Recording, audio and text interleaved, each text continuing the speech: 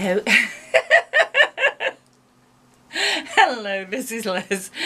Welcome to my little urban homestead and fabric Friday. I'm Mason, being a silly boy. A silly boy. Right, I'm going to show you how to make, I'm going to show you on this video how to make these little coasters, cup coasters. Right, quick, easy, simple. These are some coasters I made the other day. So quick, simple, easy.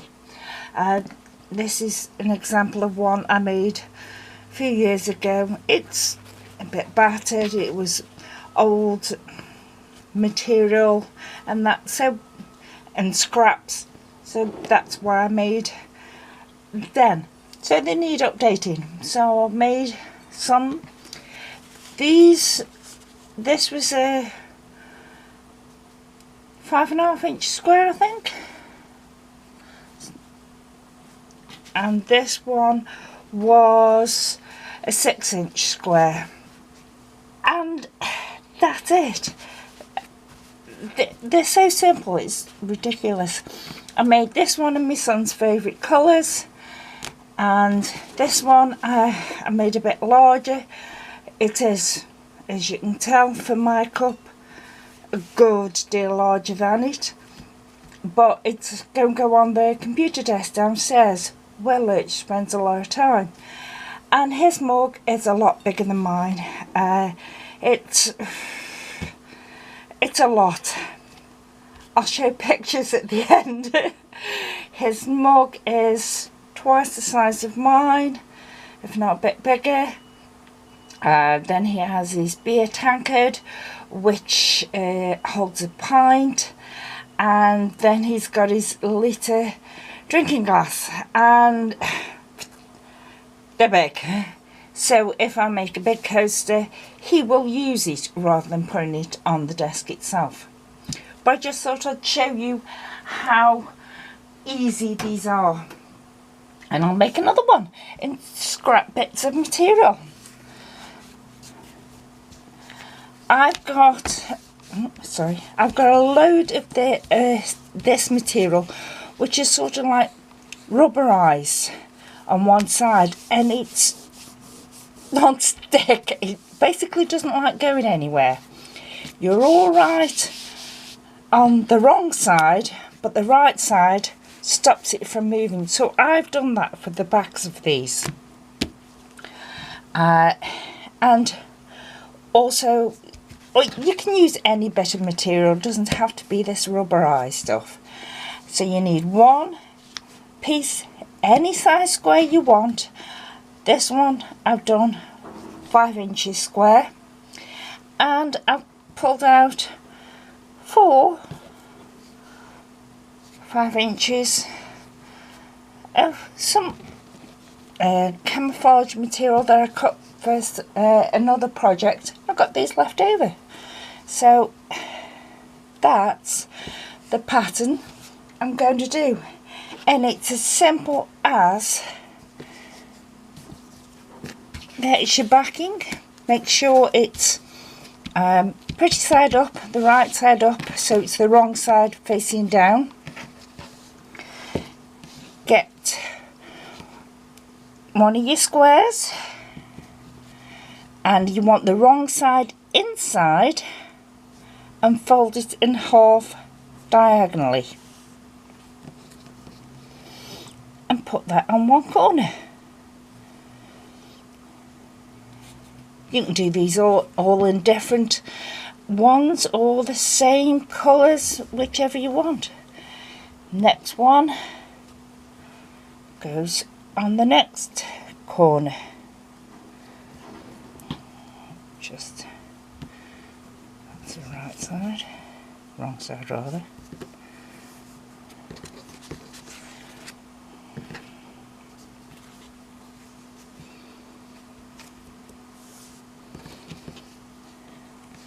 So you've got 2 pieces on there, and the nice folded edge is diagonally across the middle.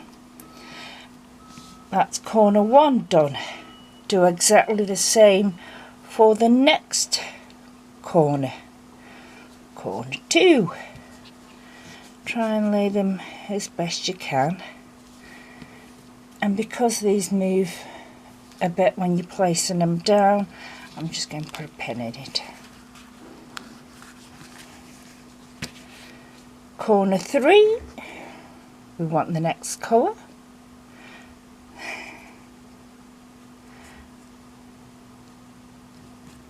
Which is there. Another pin.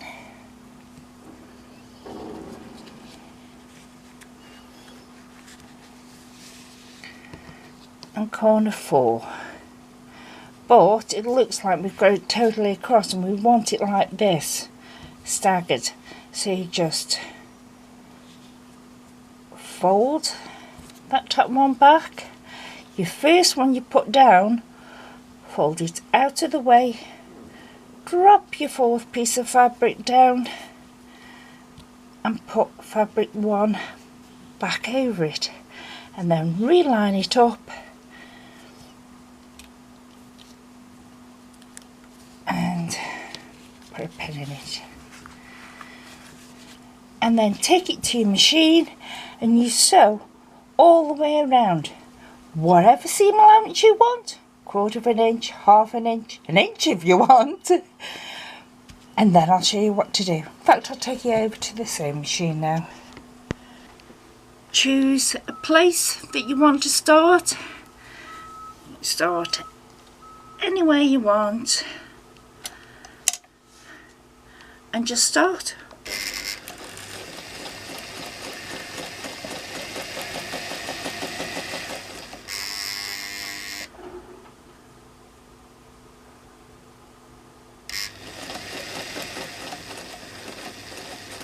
When you get to the end of one coloured triangle and onto the next, just pivot and turn.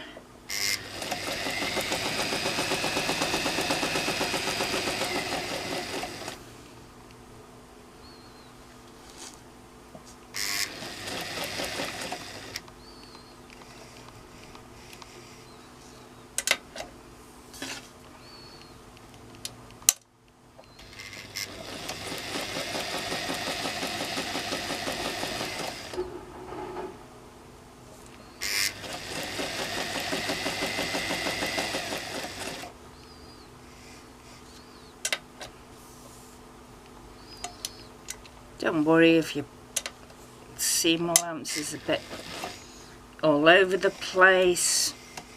It's not going to be noticed.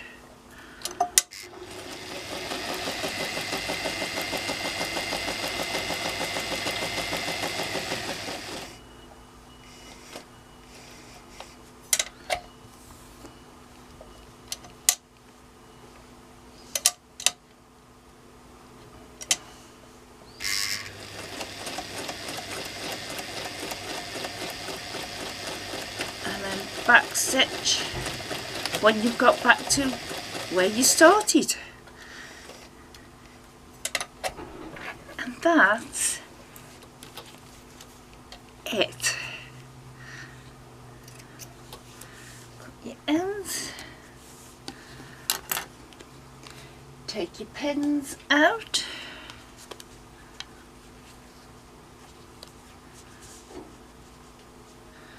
I turn it over and have a look where my seam is, and you can't see it on this. Right. So I want to make sure that, one, there isn't too much seam allowance and all my edges meet. So I'm just going to trim up where necessary. If yours don't need trimming, brilliant!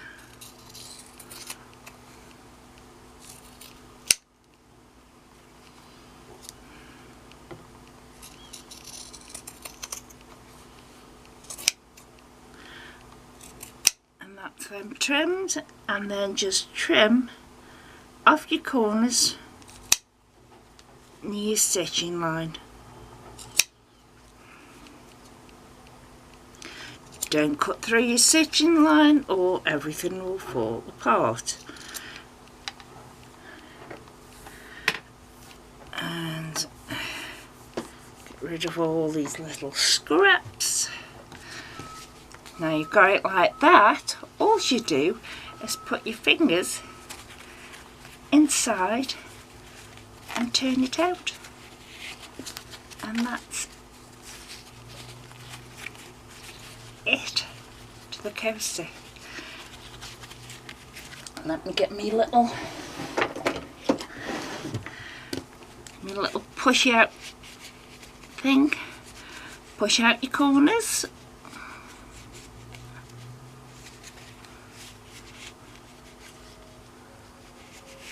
And yes, I apologise for the noise of the workmen. I'm going to be having this for the next few years until these 200 odd houses have been built.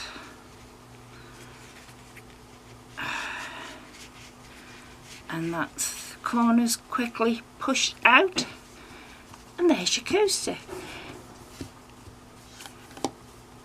If you want, you can go round and top stitch all around the edge.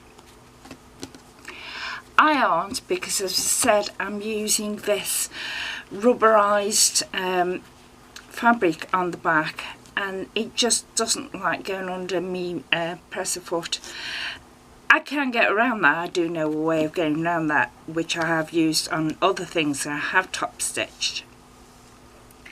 But you can put some wadding in it if you want it, but because you've got the 4 folded bits of material and the material on the back, it's not really necessary.